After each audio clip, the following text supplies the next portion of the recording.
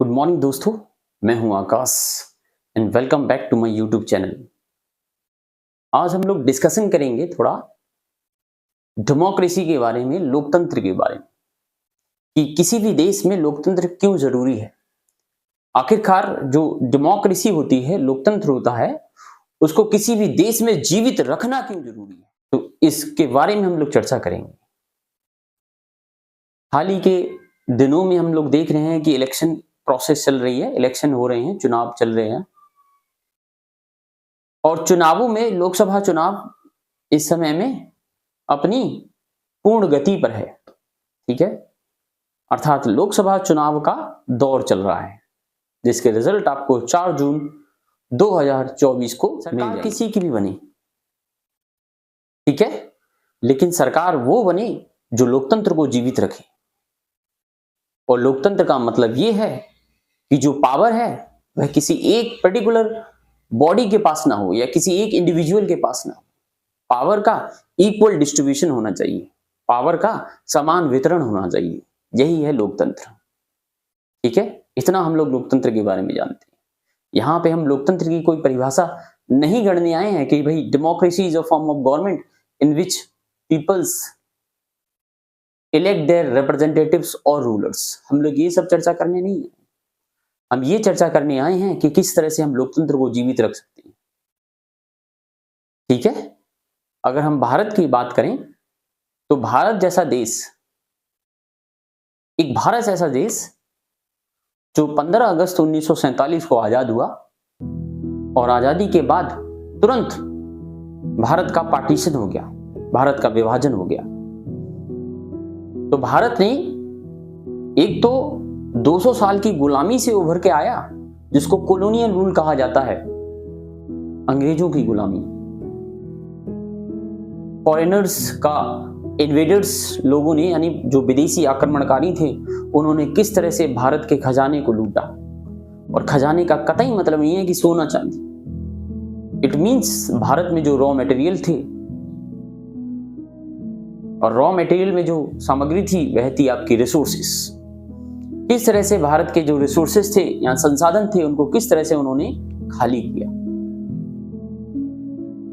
तो उस गुलामी मतलब जितने भी संसाधन थे अंग्रेज या विदेशी लोग सारे ले गए कॉलोनियल रूल के टाइम में, औपनिवेशिक शासन के दौरान, है ना। इंडिया में जो मिनरल्स थे, रिसोर्सेस थे, उनको उन्होंने फिनिश गुड्स में कन्वर्ट किया और हाई प्राइसेस में, उच्च दामों में यूरोपियन मार्केट्स में बेचा। तो जब भारत आजाद हुआ उसके तुरंत बाद भारत का पार्टीशन हो गया, भारत का विभाजन भी हो गया। अब एक ऐसी सरकार बनी जिसके कंधों पर सिर्फ एक जिम्मेदारी ये नहीं थी कि उसे सिर्फ शासन चलाना हो, बल्कि ये जिम्मेदारी ये भी थी कि भाई 200 साल की जो गुलामी थी, उस गुलामी में जो वो लोग सारे रिसोर्सेस को ले गए भारत से, उस देश की किस तरह से अर्थव्यवस्था को बनाना है, किस तरह से अर्थव्यवस्था को गठित करना है। तो उस टाइम की सरकार ने ये अपना काम बहुत अच्छे ढंग से निभाया। जो आप लोग व्हाट्सएप यूनिवर्सिटी में पढ़ते हो उसके लिए मैं आपको बोलूंगा कि आप क्लास 12th की पॉलिटिकल साइंस की बुक आती है उसको पहले पढ़ लो। व्हाट्सएप यूनिवर्सिटी से खबरें पढ़ने से पहले आप क्लास 12th की पॉलिटिकल साइंस की एक बुक आती है उसको पढ़ लो, मैं बता दूंगा आपको। तो आपका जो ज्ञान है ना वो अपने आप बढ़ जाए कि आप हवाई बातें नहीं करोगे, बात करोगे जो आधार से जुड़ी हुई होंगी। तो रिजल्ट चाहे जो भी हो, हम लोग मुद्दे पर आते हैं, बात जो हम लोग कर रहे थे, रिजल्ट चाहे जो भी हो, लेकिन सरकार वो बननी चाहिए जो लोकतंत्र को बचाए रखे।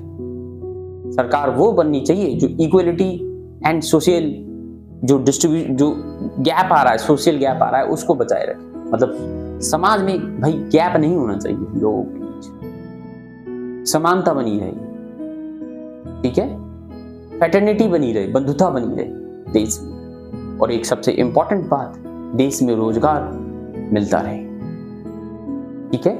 और एक और इंपॉर्टेंट बात, जो महंगाई हो वो कम हो जाए, हम ये चाहते हैं। इस तरह की सरकार को हम चाहते हैं। ठीक है, मेन मुद्दा यही होता है कि इंसान को रोजगार, महंगाई, इन्हीं चीजों पर बात करनी होती है जो मेन मुद्दा है। ठीक है, यही किसी भी देश के डेवलपमेंट के आधार बनते हैं।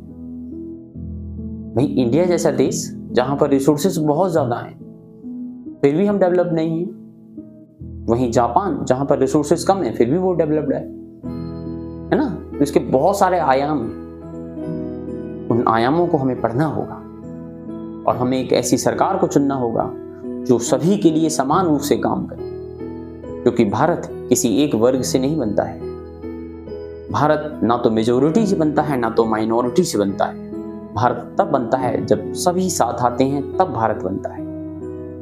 इसी के साथ मैं आपको बधाई देता हूं कि आपने अपना वोट दिया होगा और एक ऐसी सरकार को दिया होगा जो देश की एकता के लिए काम करे, इक्वलिटी के लिए काम करे। जय हिंद।